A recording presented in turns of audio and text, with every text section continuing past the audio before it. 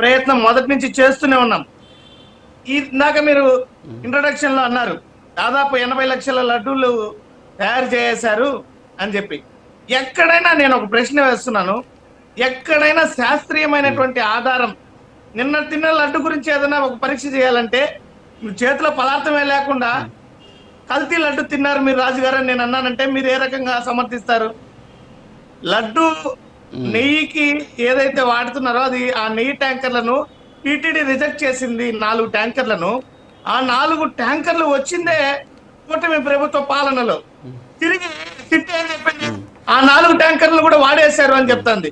అంటే ఇంత మహా పాపం చేసింది కూటమి ప్రభుత్వం చంద్రబాబు నాయుడు గారి పాలనలో. ఇంత ఈ యొక్క విషయాన్ని తొక్కుపెట్టి అసలు విషయం ఇది, ఏదైతే 4 ట్యాంకులు రిజెక్ట్ అయ్యాయి, ఆ 4 ట్యాంకులు రిజెక్ట్ అయినటువంటి వాటిలో నాణ్యత లేదు. తిరిగి సిట్ నివేదిక చూస్తే అదే 4 ట్యాంకర్లను మళ్ళీ టీటీడీని ఉపయోగించింది క్లియర్గా ఛార్జ్ షీట్ లో ఉంది. మరి ఇంత మహాపాపం చేసింది చంద్రబాబు నాయుడు గారు కదా, అసలు దీని గురించి ఎవరు మాట్లాడరు? అసలు ఎంత పాపం ఇది, అది శాస్త్రీయంగా చాలా స్పష్టంగా దొరికిపోయినటువంటి పరిస్థితి. మరి ఎప్పుడో 3 ఏళ్ల కింద 4 ఏళ్ల కింద లడ్డు కత్తి అయిపోయి అనేసి ఇప్పుడు ఆరోపిస్తున్నారు. దానికి ఏ శాస్త్రీయమైనటువంటి ఆధారం అస్సలు ఒకటి లేదు. అంటే 2022లో సిఎఫ్టిఆర్ రిపోర్ట్ ఉంది కదా సార్, 2022లో సిఎఫ్టిఆర్ రిపోర్ట్లోనే ఇందులో బేటా సిడోస్టెరాల్ అనేటటువంటి ఒక పదార్థం కలిసింది, ఇది అడల్ట్రేటెడ్ గీ అని చెప్పేసి చాలా స్పష్టంగా ఇచ్చినటువంటి నివేదిక ఉంది కదా. మరి ఆ నివేదికను ఎందుకు తొక్కి పెట్టాల్సి వచ్చింది సార్? సరే ఓకే, మీరు ఈ ట్యాంకర్లు తీసుకున్నారు, వాళ్ళు చెప్పారన్నారు, నేను కూడా వెతికా.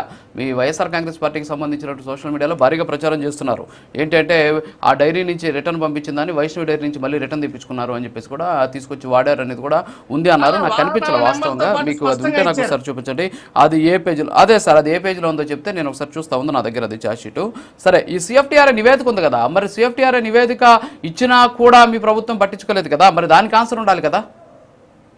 దాని మీద గతంలోనే వైవి సుబ్బారెడ్డి గారు వివరణ ఇచ్చారు, బహుశా మీరు చూసారో లేదో నాకు తెలియదు కానీ ఇది చాలా స్పష్టంగా ఈ యొక్క దీంతో ఈ రకమైనటువంటి రిపోర్ట్ తీసుకున్నట్టు గాని దీని మీద విచారణ చేసినట్టు గాని వైవి సుబ్బారెడ్డి గారు ప్రస్తావించినటువంటి విషయంలో మీరు చూడొచ్చు.